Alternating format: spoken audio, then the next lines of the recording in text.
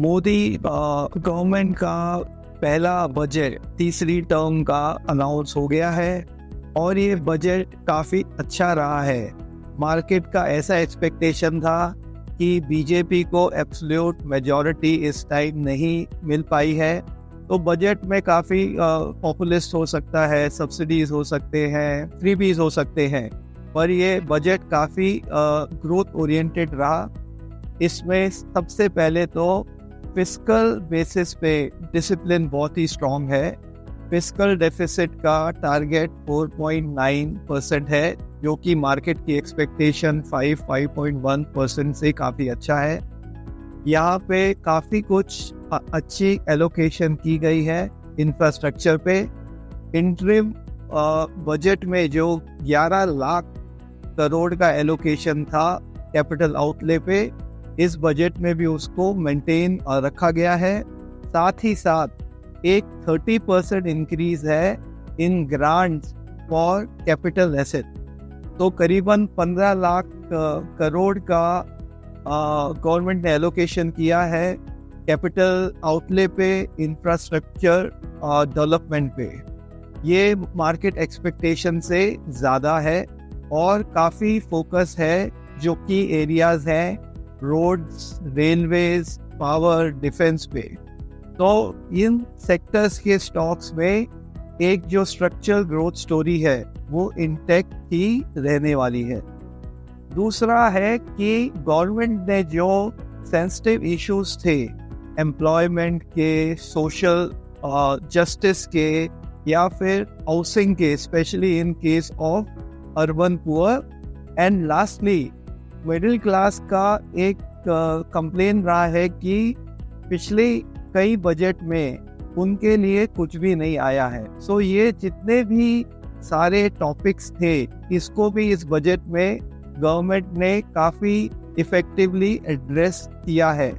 Middle class को एक tax सौंप दिया है जहाँ पे 17,500 रुपये का टैक्स की सेविंग होगी on an average to a salaried middle class. Housing में एक 10 लाख करोड़ का एलोकेशन आया है, जो कि बहुत ही बड़ा एक जंप है। 1.5 लाख करोड़ का एलोकेशन एम्प्लॉयमेंट के लिए है और 1.5 लाख करोड़ के आसपास का एलोकेशन एग्रीकल्चर और सेक्टर के लिए है। तो इतना बड़ा इंफ्रास्ट्रक्चर का एलोकेशन और इतना बड़ा आपका सोशल स्कीम्स, एम्प्लॉयमेंट के एलोकेशन के बाद भी इस बजट में आपका फिस्कल प्रूडेंस या फिस्कल डिसिप्लिन बहुत ही अच्छा है और इससे इंडिया की जो सॉवरेन रेटिंग है उसमें भी इम्प्रूवमेंट आने का चांस हो सकता है। सो ओवरऑल इक्विटी मार्केट्स के लिए या देश की इकोनॉमी के लिए ये बजट बहुत अच्छा है, पर इस पर ही गवर्नमेंट ने कुछ चेंजेस किए हैं टैक्सेशन में, जिसके कारण बाजार पे कुछ नेगेटिव इम्पैक्ट आया है। सबसे बड़ा जो चेंज वो ये है कि इक्विटी मार्केट में जो short term capital gains tax है उसको 15% से बढ़ा के कर दिया है 20%। सो आपका टैक्स जो ट्रेडिंग पे आता है, अगर प्रॉफिट होता है, वो टैक्स में आपको इंक्रीज बर्डन होगा। लॉन्ग टर्म कैपिटल गेन्स में भी 10% से इंक्रीज करके अभी 12.5% का टैक्स हो जाएगा।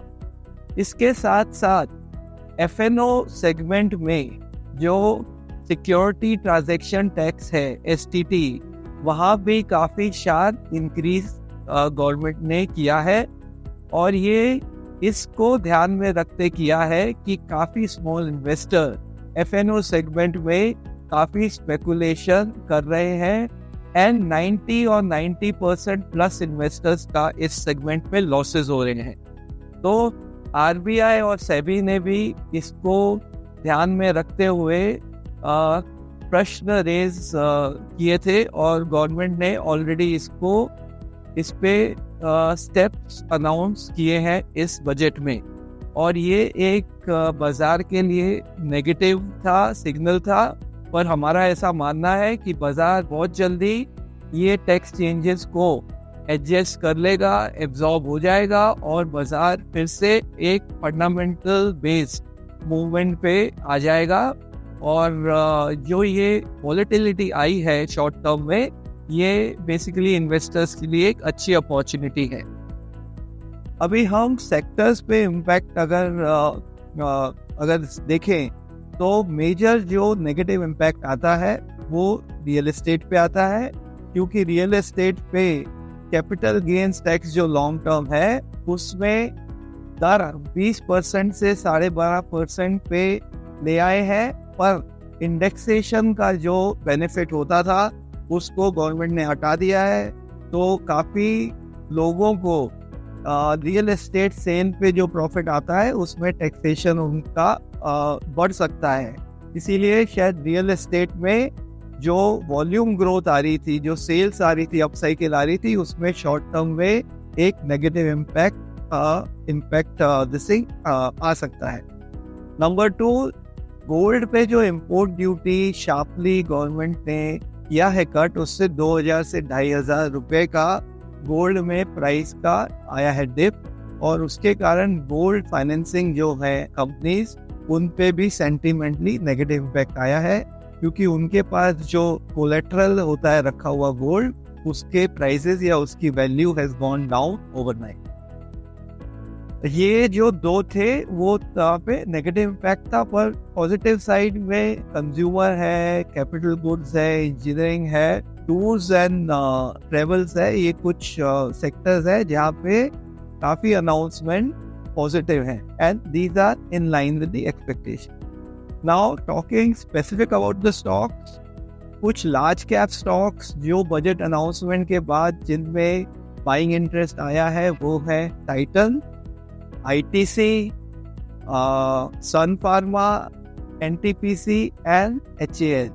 मिड कैप स्पेस में BHEL, इंडियन होटल, वाटेक, वॉबर्ग, दीपक फर्टिलाइजर्स एंड आर्टेमिस मेडिकेयर, ये कुछ स्टॉक्स हैं जिनको बजट अनाउंसमेंट से फायदा होता है।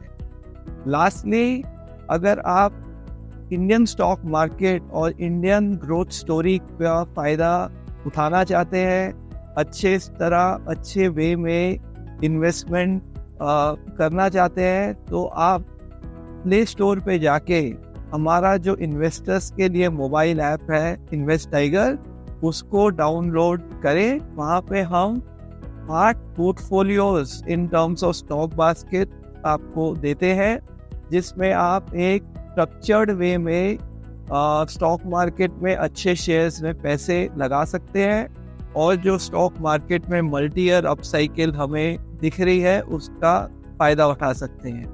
Thank you so much. Investment in securities market are subject to market risks.